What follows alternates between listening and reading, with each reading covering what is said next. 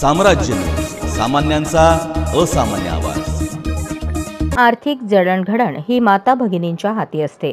खर्च आणि बचतीमुळे नियोजन आणि निर्णय क्षमता वृद्धिंगत होते। शारीरिक आणि मानसिक कणखरपणा यातून निर्माण होतो।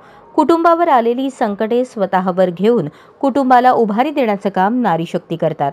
अशा नारी शक्तीमुळे भारत आर्थिक महासत्तेच्या जवळ आहे, असे प्रतिपादन उत्तरचे आमदार विजयकुमार देशमुख यांनी केले। भवानी पेठेतील रेवणसिद्धेश्वर मंगल कार्यालयाच्या सभागृहात भारतीय योग संस्थान नवी दिल्ली संचलित बसव योग केंद्रातर्फे नारी शक्ती गौरव पुरस्काराचे वितरण रविवारी सायंकाळी करण्यात आले। यावेळी आमदार देशमुख बोलत होते। ते म्हणाले, माता भगिनींमध्ये कोणत्याही समस्येला सामोरे जाण्याची क्षमता असते, म्हणूनच स्त्रियांना शक्ती स्वरूप म्हटलं जातं। राज्य शासन देखील अनेक योजना आपल्या माता भगिनींसाठी राबवत आहेत।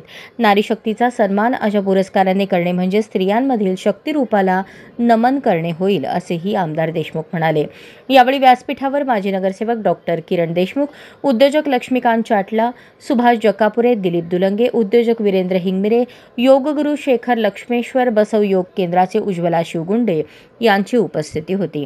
यावेळी जीवन गौरव पुरस्कार रामचंद्र शेषप्पा पुडूर यांना, आध्यात्मिक सेवा पुरस्कार ब्रह्मकुमारी प्रभावती माता, नागरी सेवा पुरस्कार रूपा दुस्सा, कैलासवासी चन्नप्पा गुळगी, उद्योगरत्न पुरस्कार रत्नमाला शेजूळ, देवमाणूस कैलासवासी डॉक्टर मोहन तंबाके, वैद्यकीय सेवा पुरस्कार डॉक्टर सारिका उमरे, कैलासवासी मातोश्री शकुंतला खोबरे, प्रेरणा पुरस्कार कविता तांडुरे, चंद्रकला बिराजदार, तर आदर्श महिला सामाजिक संस्था पुरस्कार रुद्रसेना महिला मंडळाला प्रदान करण्यात आला।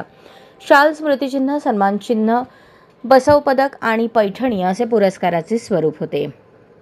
प्रास्ताविक उज्ज्वला शिवगुंडे यांनी केले। सूत्रसंचालन सागर कौलगी यांनी तर प्रज्ञा ख्याडी यांनी आभार मानले। आहे